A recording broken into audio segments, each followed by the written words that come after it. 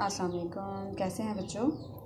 तो जी आज हमने जिस उन्वान के नए अल्फाज और उसके मायने करने हैं वो उन्वान है हमारा जी पाकिस्तान जिंदाबाद। पाकिस्तान जिंदाबाद के नए अल्फाज मायने हैं जिनमें सबसे पहला लफ्ज़ है कोशिश, जिद्दोजहद, खूबसूरत, प्यारा, हरे भरे, सर सब्ज़, पहचान, इलामत, निशानी, मुस्तकबिल, आने वाला कल, एटमी कुव्वत, एटमी ताकत।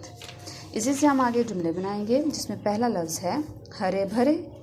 मेरे घर के इर्द गिर्द हरे भरे खेत हैं।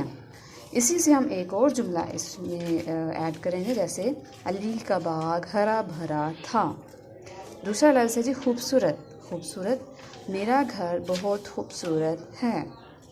दूसरा जुमला, बाग खूबसूरत फूलों से सजा है। कोशिश, हमें हमेशा अच्छे काम करने की कोशिश करनी चाहिए।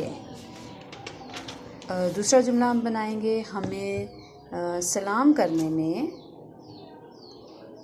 पहल करने की कोशिश करनी चाहिए। पहचान, मेरी पहचान पाकिस्तान है। दूसरा जुमला, मैंने अपने दोस्त को पहचान लिया।